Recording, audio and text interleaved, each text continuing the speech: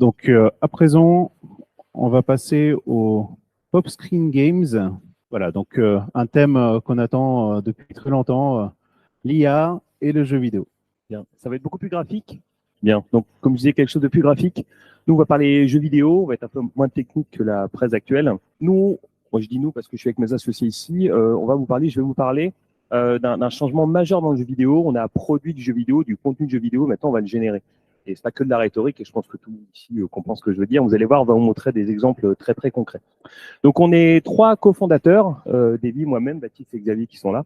On a créé un studio de jeu qui s'appelle Pop Screen Games, en French, et ça fait 20 ans qu'on fait du jeu vidéo, donc dans pas mal d'éditeurs et développeurs. Bon, Electronic Arts, vous avez entendu parler, Ubisoft et autres, j'en ai mis quelques-uns ici. Ça, c'est ma première image que j'ai générée, mon Hello World, ça j'ai généré ça avec Stable Diffusion, je pense qu'il y a quasiment, je ne sais plus d'ailleurs, au début de Stable Diffusion, on fait beaucoup mieux maintenant. Mais c'était marrant, on a tous fait ça, on a pris notre tête, on a fait un Hugging Face, on a commencé à jouer. Alors moi, c'était les oreilles de lapin et les carottes. Et bon, déjà, on avait vu très très tôt la puissance de l'outil et surtout, ça s'intégrait parfaitement avec ce que nous on voulait faire dans le jeu vidéo. Je vais commencer par ce jeu-là, c'est pour vous montrer ce qu'on fait aujourd'hui et surtout le niveau de qualité qu'on veut atteindre. Donc ça, c'est un jeu qu'on vient de terminer qui est fait entièrement à la main, à l'ancienne, je dirais, comme on faisait en 2022. C'est RPG, mobile, CCG, c'est des jeux assez core, mid-core. Quelqu'un a joué? Aïe, aïe, aïe, c'est pas grave. Le jeu est disponible, vous pouvez y aller, télécharger, notez bien et dépenser de l'argent. Je vais vous montrer le trailer. C'est un trailer de 30 secondes, encore une fois. Bon, le jeu est intéressant, nous on est à fond là-dessus, mais c'est pour vous montrer le niveau de qualité qu'on veut atteindre.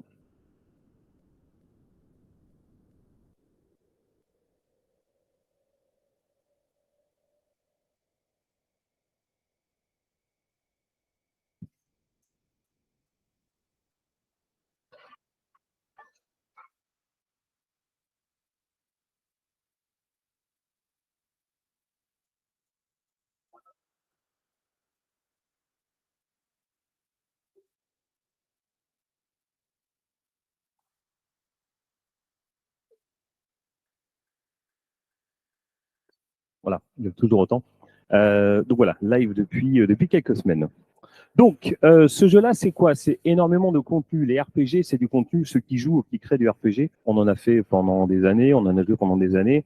On a tous attendu le DLC, le pack avec le nouveau contenu. Ça coûte cher et ça prend du temps. Là, on a mis quelques chiffres. Je vais sauter directement à celui-là. Wacky Pasos, donc ce jeu-là, c'est 3000 images, donc de tout type, du background, des animations, des FX. Et le budget est à peu près 1,5 million, ce qui est assez conséquent pour un jeu mobile. Nous, on fait du jeu AA, donc c'est des budgets de plusieurs millions, donc des risques assez élevés, mais quand ça marche bien. Voilà, nous, on a dépensé 1,5 million et on a à peu près 3000 assets. Je ne compte pas toutes les animations et les variations de ces assets. En termes de texte, c'est un petit peu plus faible. En tout cas, pour un jeu vidéo, on est sur 44 000 mots. Je pense que vous avez compris, nous, on veut générer de l'image, mais aussi générer du texte. L'idée, c'est de parler d'IA générative. Nous, ce qui est extrêmement important, c'est le contrôle créatif. On peut générer plein de choses. On a tous fait du Midjourney. J'imagine que tout le monde joue avec DALL-E, DALL-E GPT. C'est génial. On peut mettre n'importe quoi dedans. J'ai mis mon LinkedIn. Ça fait des trucs complètement aberrants et rigolos.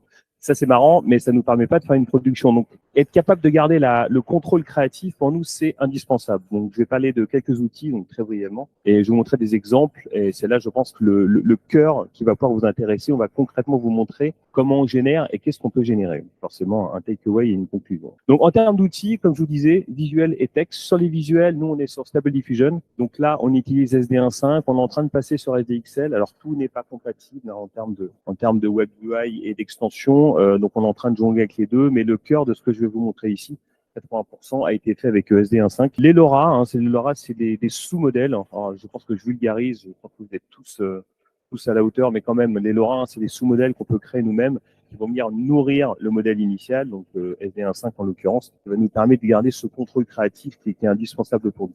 Et ControlNet, donc ControlNet a une extension majeure, il y a eu avant et après ControlNet, qui à mon avis disparaîtra dans quelques mois, parce qu'il y aura encore autre chose, mais ControlNet, nous, encore une fois, nous permet d'ajouter une couche de contrôle sur ce qu'on veut faire. Alors là, sur le texte, je vais te faire très rapide, on a un LangChain, on a un framework, OpenAI, on va basculer, donc on n'est pas encore sur Anthropic, mais on veut basculer sur Anthropic. Bon, là, c'était beaucoup plus technique et avancé ce que vous avez vu avant. En revanche, on va vous montrer ce que nous, on est capable de générer avec ce genre d'outils. Donc, c'est parti. Donc là, vous avez vu Wacky Pasos, qui est notre premier jeu. On est en train de travailler sur un second titre qui s'appelle Pet Trainer. Donc, Pet Trainer, c'est ce qu'on appelle notre use case.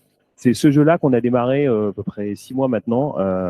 pour voir comment est-ce qu'on pouvait intégrer l'IA générative dans nos jeux et être capable de produire. Alors, je dis à bas coût. Quand je dis bas coût, en général, on entend mauvaise qualité. Non, non, nous, on veut réduire les coûts, réduire les temps de production et surtout réduire le time to market. Aujourd'hui, Wacky Battle, c'était quand même un investissement de 4 ans et si ça marche pas, ça va être compliqué. Pendant que ça marche, c'est super. Donc, si on pouvait réduire ce temps de production de 4 ans à quelques mois, voire quelques semaines, et le budget qui va avec, je vous parlais d'1,5 million sur tout ce qui est contenu, pour nous, c'est vraiment le rêve. Et d'ailleurs, ça nous permet derrière, après, de continuer à nourrir le jeu avec du contenu. Je vous rappelle, on fait du RPG. Le RPG, c'est le contenu. C'est une des définitions du RPG.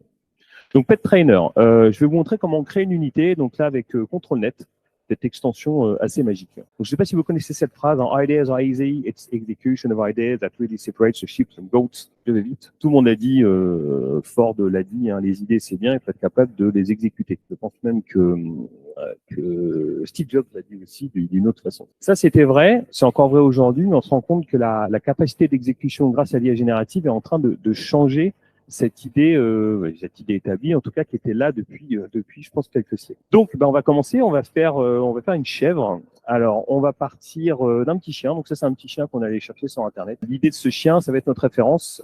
Donc, ça va être la texture qu'on va aller chercher. Donc, on va prendre ça. On peut aussi la générer, on peut la dessiner nous-mêmes. En tout cas, on a besoin d'une référence pour la texture de notre chèvre. Ensuite, on va aller chercher un cani. Donc, la source du cani. Le cani, ça va être le contour, la forme, le posing de l'unité. Donc ça, c'est une unité que nous, on a fait, que nos artistes ont fait. Parenthèse d'ailleurs, nous, on a des artistes, on veut les garder parce que si on veut faire des jeux de qualité, c'est pas l'IA générative qui pourra remplacer la qualité. On a besoin de gens pour nous driver, de gens pour choisir et puis donner cette impulsion créative qu'est le jeu vidéo. Donc on a besoin de garder des artistes. Cette question, cette problématique morale, pour nous, les artistes sont extrêmement importants. Donc voilà, un de nos artistes a fait cette unité. Donc je vous dis, ça c'est le posing. Donc ça c'est le source du cani. Et ça c'est le cani, ce qu'on joue à Stable Diffusion. Nous on avait besoin de ça, c'est-à-dire le posing qu'on va avoir sur l'unité finale. Ensuite, ça c'est Stable Diffusion. Je pense que là vous connaissez tous. C'est une présentation qui est un peu plus haut niveau. Donc les prompts, les settings, le control-net, les settings, les images, etc. Et on commence à avoir notre première goat, notre première chèvre, pardon. Donc ça, c'est une première itération. Là, je fais vite. Ça prend quand même quelques jours. On a créé le pipeline, on a établi les outils, on travaille dessus. Mais c'est pas non plus automatique. Il faut qu'on itère sur les settings, il faut qu'on itère sur les prompts, les négatifs et positifs. Donc on continue. Là, on a encore un petit souci sur les yeux. Là, ils sont photoshopés. On essaie de photoshopper au minimum. L'idée, c'est vraiment de la génération pure et dure. C'est un travail qui va prendre encore quelques mois. Donc, à part les yeux, tout le reste est complètement généré. Donc voilà notre chèvre, et après on fait un générative fill avec Adobe Firefly, qui marche très très bien, et puis en un clic on peut faire le background. Donc voilà, ça c'est notre unité, ça c'est quelque chose qu'on peut mettre directement dans le jeu, et d'ailleurs je vais le prouver. Donc on a le cani, vous voyez le posing de l'unité, on a les poils du chien qui nous donne cette unité, et après les prompts et les settings qui nous permettent d'itérer et d'arriver au résultat final. Après hop, on intègre ça dans le jeu, donc nous intégrer dans le jeu, c'est-à-dire on met ça dans notre moteur. On a toute la UI qui va avec. Alors, on a tout un moteur de RPG qu'on a développé sur Wacky Battle, qui est basé sur Unity. On n'a pas développé notre propre moteur, mais un moteur de RPG, c'est quand même quelques années de boulot. On intègre ça dans le jeu. Étant donné qu'on fait des RPG, on peut garder le même metagame. Et très rapidement, on est capable de sortir, en tout cas, un unit screen avec toutes les mécaniques qui vont derrière, l'évolution, etc. On fait pareil avec d'autres unités. Donc là, j'ai toute une tripotée d'unités. Sur celle-là, si vous pouvez voir à gauche, on a fait la même méthode. On a cette petite, comment on dit en français, le bambine biche, merci, cette petite biche. Donc on a dessiné une petite biche à la main qui a été notre référence cani pour être capable de générer cette unité finale. Donc après on en a fait plein, mais ce que je vous montrais par là, outre le fait qu'elles sont super mignonnes, c'est qu'on est capable de produire maintenant très rapidement. Avec surtout un niveau de qualité. Alors qualité, je vais en parler beaucoup, c'est important dans le jeu. On doit faire de la qualité, c'est important partout, mais pour les joueurs, on peut pas faire une image un peu moche. On va pas. Si ça se voit que c'est généré, on va potentiellement perdre des joueurs. Et d'ailleurs, c'est pas quelque chose qu'on veut mettre en avant. Nous, on fait du B2C, on fait des jeux. S'ils aiment, ils jouent. S'ils n'aiment pas, ils ne jouent pas. Le fait que ce soit généré, fait à la main, je dirais 95% des joueurs s'en fichent. Donc il faut que la qualité soit là. L'IA générative, et c'est un bon exemple sur celle-là, c'est une des unités sur lesquelles on a le plus itéré parce qu'on voulait avoir un fond qui était très contrasté pour mettre ce serveur en avant. Ça nous a permis d'itérer sur plusieurs jours. Au lieu d'itérer un digital painting comme ça nous prendrait potentiellement plusieurs mois. Donc c'est pas juste le fait de pouvoir faire quelque chose rapidement, mais vu qu'on va plus vite et qu'on peut itérer plus, le résultat final à la fin il est meilleur qu'à la main. Donc voilà, je vous en montre quelques-unes. J'adore celle avec les tomates dans les joues. Bon, voilà, on en a fait, je pense que vous avez compris le truc, hein, on en a fait vraiment pas mal. Donc maintenant, on a notre pipeline de génération d'unités. Donc ces écrans-là que vous voyez, c'est les unités, ce qu'on appelle les gachas et les unit screens. Donc nous, on fait des styles graphiques différents en fonction de où se trouve l'unité dans le jeu. Donc ça, typiquement, ben, c'est ce que vous avez vu avec la UI, hein, ça va être l'écran de l'unité. Ensuite, donc là, je vais vous montrer comment on fait les unités in-game, donc sur la scène de bataille. Donc là, on va utiliser un LoRa. Donc un LoRa, alors pour créer le LoRa, on fait à la main, ou encore une fois, on peut générer, ou on fait à la main une vingtaine de petites unités. Nous, on les a fait à la main, ça nous permet, je parlais de contrôle, hein, de vraiment poser les bases de ce qu'on veut faire sur les unités qui vont être générées. Donc les unités que vous voyez là, elles sont toutes 3/4 avec des yeux un peu gros, dans le style Chubby, on dirait un Chubby dans les vidéos. Voilà, on en fait 20, on les fait à la main. Alors, ceux qui ne savent pas comment on fait un LoRa, on fait les unités à la main. Après, on a un fichier descriptif qui nous permet de décrire justement l'unité qui est là. On lance ça dans un script qui s'appelle CoiASS et à la fin, on a notre LoRa. Donc, c'est un petit sous-modèle qui va faire 150 MB à 200 MB.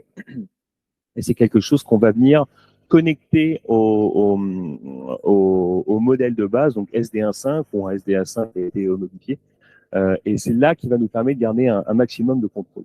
Donc là, on va faire un perroquet.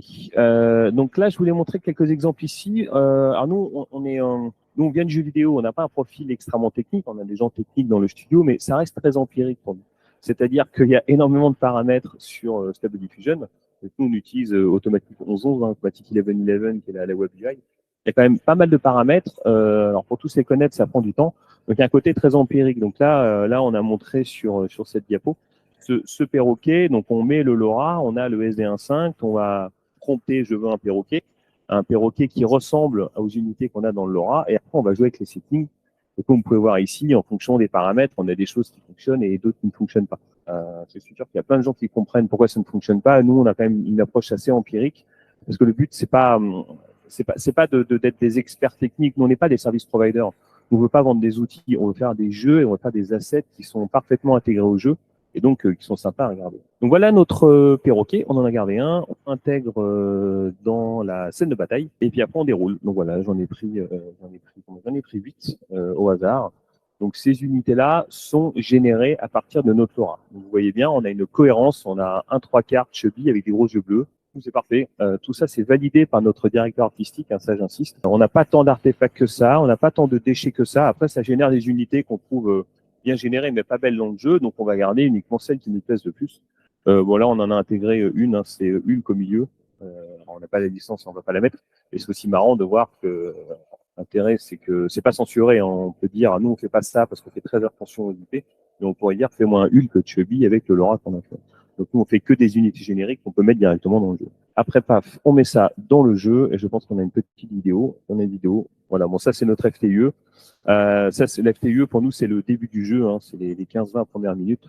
Tout ce que vous voyez là a été généré. Donc, les unités sont générées, le background, le fond, cette bataille, pardon, est généré. Les textes aussi, les unités qui font la narration, tout ça, pour nous, est généré. Donc, on n'est pas du niveau de Wacky Battle, comme vous voyez. Hein, c'est pas mal. On peut pas encore faire d'animation, on y travaille. Wacky Battle, hein, c'est du spine pour ceux qui connaissent l'outil, c'est du frame by frame, du frame by frame en français. Ça. Donc nous on fait les animations dans le moteur, donc on va les faire tilter, on va mettre des FX, on va les faire bouncer. Tout ça, ça nous permet de compenser le fait qu'aujourd'hui on n'est pas encore capable de faire les animations. Et nous, c'est vraiment le but ultime, en tout cas sur ce style de jeu, c'est d'avoir le même niveau de qualité qu'on a sur Wacky Battle. Un autre exemple aussi qui est marrant, on prend la photo, alors pas la photo d'un dragon, la photo d'un jouet de dragon. On fait un depth-cani, ça nous permet de générer cette unité-là. On pourrait tout à fait penser d'ailleurs prendre des photos du dragon qu'on tourne et après générer les différentes frames et puis le faire tourner sur lui-même. Bon, c'est pas vraiment ce qu'on veut. Vous avez vu, nous dans les animations de Wacky Battle, on cherche des choses beaucoup plus punchy, beaucoup plus drôles, beaucoup plus variées. Donc juste le faire tourner sur lui-même, ça ferait pas un truc incroyable. Mais en tout cas, on est capable de le faire en prenant les photos d'un joueur. C'est quand même un gain de temps vraiment incroyable. Ça, ce sont nos battlegrounds. Donc on voit là aussi, on est arrivé à un niveau de qualité qui nous satisfait. Il y a encore quelques artefacts, on y travaille. Hein. Tous ces écrans d'ailleurs sont régénérés régulièrement avec les nouveaux outils, les nouveaux settings, les nouveaux LoRa. Mais là, on est capable d'atteindre un niveau de qualité vraiment très appréciable. Donc maintenant, on a les unités dans l'unit screen, on a les unités qui vont être en combat, et on a les battlegrounds, tout ça dans notre moteur de RPG, ça nous permet de générer un jeu. Alors quand j'y génère un jeu, générer le contenu du jeu. On ne parle pas de générer du code, aujourd'hui le code est encore fait à la main. Pour ceux qui jouent au RPG, le gacha, l'écran de gacha est super important. Le gacha, c'est le truc qu'on va péter et dedans, il y a l'unité qu'on veut ou pas d'ailleurs. Donc nous, c'est vraiment un levier de rétention et surtout de monétisation extrêmement important. Donc l'icône de gacha, c'est et l'animation qui va aller avec sont vraiment importants. Donc ça, par exemple, c'est un contact sheet avec des itérations de l'icône de gacha. C'est quelque chose, si ça nous plaît, on peut l'intégrer directement dans le jeu. On n'est pas sur du brainstorm, on n'est pas sur du concept art. On est vraiment sur l'icône finale et là, on va prendre, je ne sais pas, celle du milieu, peut-être changer tous les jours d'ailleurs. Alors, il faudra faire l'animation. Hein. Encore une fois, l'animation, on n'y est pas encore. Mais ça nous permet mais très très rapidement d'avoir de la qualité et d'itérer. Et comme je disais, hein, sur mon Cerbère avec le fond très contrasté, plus on itère, plus on atteint un niveau de qualité appréciable. Alors on a voulu aussi essayer un style complètement différent. C'est-à-dire que Pet Trainer, c'était du chubby, c'était des pets, c'était mignon. On a voulu tester un truc un peu plus sci-fi, vous allez voir. Hein. Donc dans le même esprit, là on a généré toute une série d'unités. Alors certains diront Mass Effect, on parle pas d'IP, hein, mais c'est plein de styles différents, mais on reconnaît quand même ce côté jeu vidéo sci-fi. Et là, bon, j'en ai mis plein hein, c'est pour vous montrer qu'une fois que le pipeline a été créé, la génération d'unités est extrêmement rapide et simple. Ça marche beaucoup mieux avec les humanoïdes. Hein. Je pense que vous savez que les modèles sont entraînés avec ce qu'il y a sur Internet et il y a plus d'humains que d'autres choses. Quand on fait des pets, c'est un petit peu plus compliqué. On passe par LoRa. Quand on fait des humains, la forme humanoïde est parfaitement comprise par Stable Diffusion. Donc, on a très rapidement des choses de très très haute qualité. Et là, avec très très peu d'artefacts. Ça, nous, dans Space Cruiser, c'est un combo d'unités et de vaisseaux. Donc, on a fait aussi une série de générations de vaisseaux. Donc, là, les vaisseaux, ils sont un petit peu moins cohérents hein, par rapport aux unités, mais on y travaille aussi. Et puis, au même titre que Pet Trainer, nous, on intègre ça directement dans le jeu. Bon, ça, c'est l'écran d'unité. Forcément, vous regardez les deux side by side, donc c'est exactement le même jeu, il n'y a que le contenu qui change. Alors oui, c'est un petit peu le but, mais les joueurs s'en fichent. Hein. Les joueurs, ils vont soit télécharger Pet Trainer, soit télécharger Space Cruiser. Ils vont jouer à deux jeux qui seront distincts. Nous, on a pas mal de travail à faire hein, sur la battle scene, aussi sur les interfaces, pour avoir des jeux vraiment distincts. D'ailleurs, je dirais du code et un moteur de jeu qui est parfaitement adapté au jeu qu'on veut faire. Mais dans l'esprit, on reste sur on s'appelle ça des CCG RPG et les mécaniques sont communes. Là, on a changé un peu sur la scène de bataille. Donc, ce que vous avez vu sur White Battle ou Pet Trainer, hein, c'est des RPG, CCG RPG, des 4-4, des 5-5, auto battle, manuel. Donc ça, je vais pas rentrer dans les détails ici. On a changé pour faire une vue de cockpit qui est aussi générée avec un fond généré et des vaisseaux générés. Et hop, c'est parti. Sauf les fixes qui ne sont pas générés. Mais là, ça nous permet d'ajouter de la variation sur la scène de bataille. Pour nous, c'est vraiment important. La variation sur la scène de bataille, pour nous, elle va encore passer par du code, je dirais manuel, du code. Hein. Il faut qu'on développe différentes scènes de bataille. Là, on a un CCG RPG. On veut travailler sur des maths 3 RPG, sur tout type de RPG. Hein. Quand on parle RPG, souvent on pense des épées et des boucliers à la Elden Ring ou Dark Souls.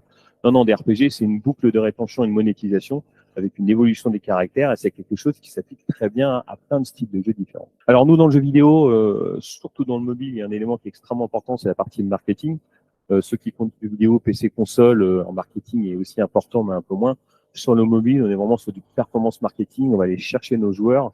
Donc tous les assets marketing qu'on va créer et maintenant générer sont extrêmement importants. Et c'est vraiment là où IA Générative va nous aider. Une bannière marketing hein, que vous voyez sur Facebook, sur laquelle vous allez cliquer pour télécharger le jeu, elle va fonctionner ou pas. Et plus on en a, et plus on peut les tester, et plus on peut itérer, plus on va améliorer la qualité de conversion de ces pubs et baisser le coût d'acquisition de nos joueurs. Donc c'est une équation qui est assez simple hein, dans l'absolu. En tout cas, tout ce qui est marketing en jeu mobile est critique. Ça part de l'icône de jeu. Hein, on fait beaucoup d'ABC testing. À la page, donc là on a des bannières, hein, mais ça peut être des bannières statiques ou des vidéos, jusqu'à la page produit. Hein, quand vous allez sur Apple ou sur le Play Store, vous avez la présentation du jeu, la vidéo et des screenshots.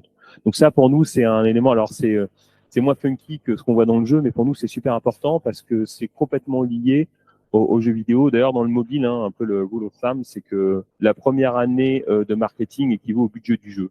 Ça veut dire qu'on est sur un budget de plusieurs millions de production. Ça veut dire qu'on s'attend à avoir plusieurs millions de budget marketing la première année. Ça peut être une fois, deux fois ou la moitié, mais on est quand même sur des ordres de grandeur assez importants. D'où l'intérêt donc de travailler sur le marketing. La partie générative sur le texte. Alors là, pareil, hein, je vais aller directement sur le contenu de ce qu'on génère. Donc là, on parle du produit. Donc nous, là, alors maintenant, on est sur GPT-4 d'ailleurs, et puis on va passer donc sur Claude 2. On a ce qu'on appelle notre PopScript, notre framework. Donc là, c'est un LangChain. L'idée, c'est qu'on a notre LLM. On va nourrir le LLM avec tout ce qu'on a de game design qui a été écrit par nos designers. Et puis après, on va prompter le contenu, donc le narrative design du jeu. Donc après, c'est parti. Hein. Alors nous, on part d'éléments. Hein. Ceux qui jouent au RPG savent qu'il y a le feu, l'eau, la terre et le ciel. Il y en a un qui est plus fort que l'autre. Hein. Il y a cette fameuse boucle avec les 4 éléments. Ça peut être des éléments différents. En tout cas, nous, c'est la base du RPG. Donc après, on va prompter pour définir, enfin pour générer tous ces différents éléments du narrative design. On va commencer par les éléments. Après, là, pour Space Cruiser, ça va être les factions, les races, les territoires, les caractères, etc. Jusqu'à aller au dialogue. Quand on veut générer des dialogues, et ça, on va vous montrer, il faut que les personnages aient un nom, une race, un élément qui viennent d'une planète et qui aient une histoire pour que le dialogue fasse sens. Donc, ça veut dire que tout ce qu'on va générer avec PopScript, il faut que ce soit fait dans l'ordre. Donc, à chaque fois, c'est prompté par un designer et ça nous permet de générer cette Bible. Alors là, j'ai un exemple. Hein. Là, pour les races, on a demandé, on voudrait 10 races compatibles avec les factions et les éléments, comme des humains, des replicants ou des aliens, etc. Et à GPT-4, en l'occurrence, de venir nous sortir tout ça. Donc, je disais, il faut que ce soit fait de façon séquentielle. Donc là, on a fait un exemple. Hein, on est sur 2 éléments, hein, le feu et les plantes. On a pris 2 races, les humains et les réplicantes, 2 factions, les Colonists et Earth Command. Et à partir de ça, on a généré 2 unités. Donc, comme j'expliquais, la brique numéro 4, qui sont les 2 unités qu'on a générées avec toute leur histoire et tout le background, a été faite à partir de la brique 1, 2 et 3. Donc là, on a notre moteur, donc on est en train de travailler dessus, il n'est pas complètement encore opérationnel. L'idée, c'est de générer donc l'atlas de tout le jeu. À partir de l'atlas, pour chaque monde, pour chaque scène, on est capable de générer les détails des cutscenes. Et pour chaque cutscene, vous avez compris, on va aller jusqu'au dialogue. Nous, les RPG qu'on fait, ils sont très narratifs. Donc c'est vraiment le cœur de l'histoire. Dans les RPG, il y a plusieurs façons de garder le joueur et de le garder engagé. On va soit le garder engagé sur le gameplay, soit sur la DA, soit sur l'histoire et la narration. Donc il faut qu'il y ait une cohérence sur tout ce qu'on va générer. Donc aujourd'hui, on passe par des écrivains. Mais l'idée, c'est qu'à terme, on n'ait pas besoin d'écrivains pour du proofreading, pour garder un ton. La Wacky Battle, par exemple, est très drôle, un petit peu décalée. Dans la traduction qu'on va faire, on va la faire automatique, on va l'automatiser la traduction.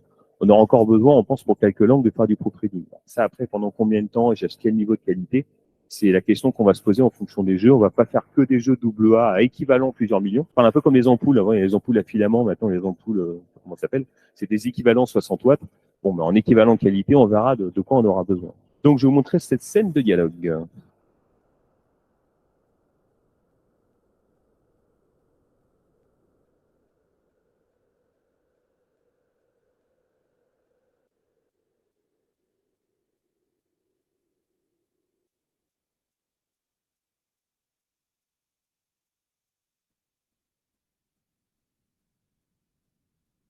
C'est quelque chose qui a 3 mois déjà. On avait fait, c'est Baptiste qui avait fait un test pour voir ce que ça donnait.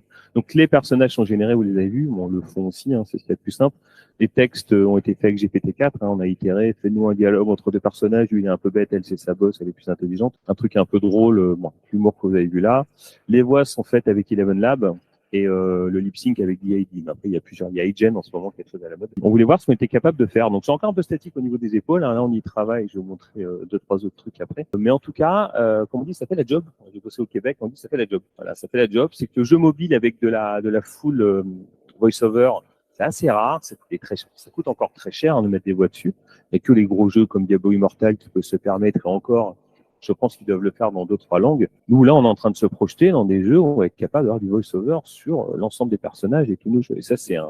Alors, peut-être qu'en mobile, on n'a pas les stats exacts, mais il y a peut-être que 10 ou 15% des joueurs qui vont l'activer, s'en servir. On écoute tous des podcasts en jouant au jeu. On s'en fiche. À partir du moment où le coût est très bas et que la qualité est acceptable, on est capable de l'intégrer dans le jeu. Il s'en sert tout le jeu. Donc, et là, depuis quelques semaines, on est en train de regarder tout ce qui est photoréaliste. Donc là, je vous ai parlé de SD1.5 hein, avec Automatic 11.11. SDXL est sorti au mois d'août, donc c'est la nouvelle version de Stable Diffusion. Un nouveau modèle, plus beau, plus riche. Toujours gratuit d'ailleurs, ça c'est super. C'est important pour nous. Donc là, l'idée, on est en train de regarder pour faire un Space Cruiser mais photoréaliste. C'est pas quelque chose qu'on voit dans les jeux vidéo, surtout mobiles, le photoréalisme. Là, on a la capacité de le faire parce que faire une unité de chubby, voire moche, faire quelque chose de photoréaliste, ça va coûter exactement le même prix. Ça va prendre exactement le même temps. C'est vraiment une histoire de pipeline et d'objectifs qu'on va générer le jeu. Donc, alors ça, c'est tout frais, hein, ça date d'il y a quelques jours. Là, on a généré pas mal d'unités. On a fait ce petit, comment ça s'appelle?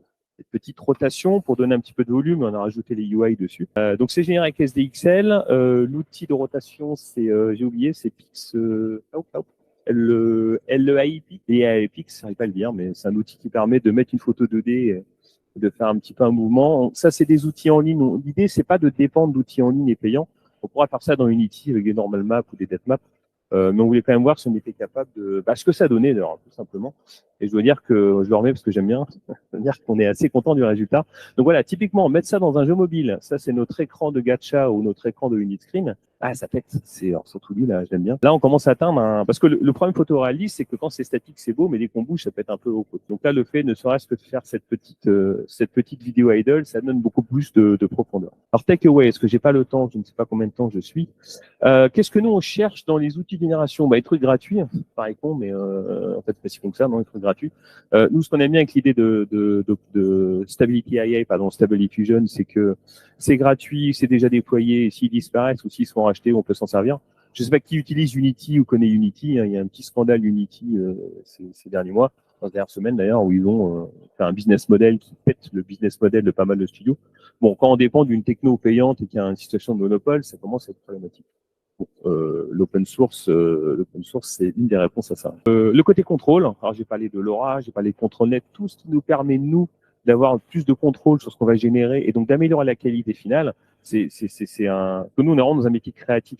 On veut faire un truc, il faut qu'on puisse le faire avec le niveau de qualité dont on a besoin. Le problème légal, je ne vais pas rentrer là-dedans parce il y a un problème légal et moral, mais qui pour moi et pour nous d'ailleurs va être résolu et déjà en partie résolu. Donc c'est quelque chose qui est derrière, mais je le mets parce qu'on me pose souvent la question. Je vais aller directement sur la multimodalité qui est vraiment importante. Aujourd'hui, on rentre du texte, on fait une image, on rentre une image, on fait une image, mais bientôt on fera de la voix, on aura une image, un son, on aura une image, une voix, on voit tout ça, c'est super important pour la créativité. Et puis encore une fois, ceux qu'on jouait avec GPT-4 et Dali, hein, on parle au téléphone et on a une image. J'en ai fait une il y a 5 minutes, on dit n'importe quoi, c'est super rigolo. Et là, vraiment, en termes de créativité, c'est super. On peut illustrer. Quelqu'un qui n'est pas créatif peut rapidement illustrer. Donc là, c'est voix transcrite en texte, en image, la pensée qu'on va avoir. Donc c'est quelque chose c'est majeur. Enfin, pour nous, c'est vraiment majeur. Et puis plus d'intelligence. Bon, ça, plus d'intelligence. J'écoutais un podcast de Sam Altman, donc le fondateur de OpenAI, pardon, utilisait aujourd'hui le prix de l'intelligence n'arrête pas de baisser. Et c'est vraiment ça. J'aime bien cette phrase. Le prix de l'intelligence baisse, donc l'intelligence va être accessible à tous. Alors, pour les gens bêtes, tant mieux, mais même pour les gens intelligents, ça va nous permettre d'aller encore plus loin. Et nous, cette intelligence qui est accessible et pas chère, ça va nous permettre de développer, alors à nous tous, en tout cas nous dans le jeu vidéo, des choses vraiment, vraiment sympas. Allez, rapidement, les tools n'arrêtent pas d'évoluer, donc ça, c'est quand même un petit peu un problème. Il faut avoir des gens dessus. Nous, on a quelques personnes temps plein là-dessus. Il faut être très agile dans sa prod. Hein. Le mot agile est à la mode, mais là, pour le coup, il faut vraiment être agile. Là, par exemple, il y a Comfy UI qui vient de sortir. On est en train de regarder. Et si on passe sur Comfy UI, ça va changer pas mal de choses qu'on a déployées avec Automatic 11. Mais bon, on le fera si la qualité est là. Et il faut former les gens parce qu'il n'y a pas de formation de AI designer. Donc, il faut apprendre et former en temps réel. En revanche, on produit rapidement. Le time to market pour nous qui critique en jeu vidéo, ça c'est vraiment super. On peut sortir le jeu plus rapidement. On peut faire plus de tests marketing. On peut contrôler la qualité. Et la conclusion de tout ça, c'est qu'on abaisse énormément le risque d'une production. Rocky Battle, hein, c'est un jeu, on y croit, il marche bien, mais c'est des millions d'investissements et 4 ans de notre vie. Faire la même chose en quelques mois avec un coût très très bas avec les mêmes qualités, un rêve qui devient réalité. Voilà, suivez-nous. On a ouvert un blog sur le site PopScreen depuis hier, je pense. Et encore plus à poster tout ça. Donc vous avez vu, hein, c'est très très produit. On n'a pas un côté tech. Mais j'espère que, en tout cas, vous avez compris ce qu'on cherchait à faire et la qualité qu'on va atteindre. Ça, c'est super important. Merci. Merci beaucoup, David. Donc, merci beaucoup. On va essayer d'aller vite, mais on aura quand même du temps pour les questions. Donc, je vais aller plus vers le fond de la salle parce qu'on ne l'avait pas fait. Ça, en fait, j'ai plusieurs questions. C'est très intéressant votre présentation. Et la première question, c'est sur comment j'ai vu qu'en fait, il y a une cohérence entre les petites icônes des pets et les grandes images des pets. Ça, comment vous l'avez fait? Alors, les petites images et les grands. Alors, on va y aller. Tu voulais dire cela? En fait, les petits écrans. Ah oui, d'accord. Tu voulais dire sur ils cela, sont assez c'est ça. cohérents, ouais. Ah ben en fait, c'est ce que j'expliquais dans la méthodologie de génération de cette unité au centre.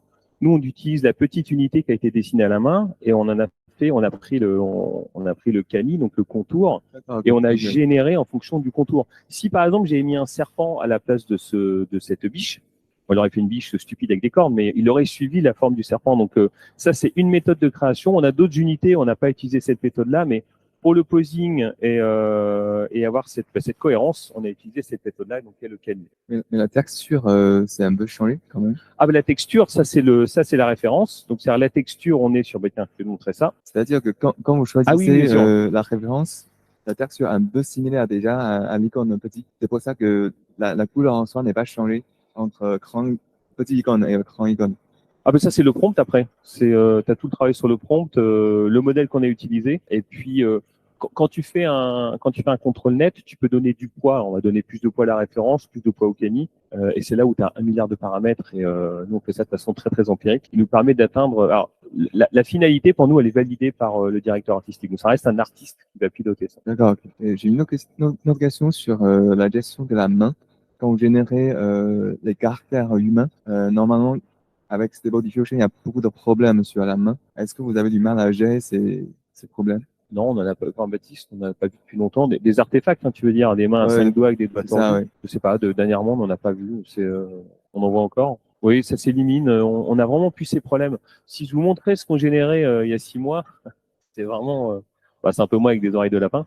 Effectivement, on avait tous ces artefacts. Aujourd'hui, avec la qualité des prompts, avec les LoRa, avec la qualité des modèles, en fait, on se pose même plus la question. C'est vraiment, est-ce que le produit, l'image finale nous plaît, mais on a plus ces problèmes d'artefacts. C'est surtout sur les humanoïdes. C'est bien.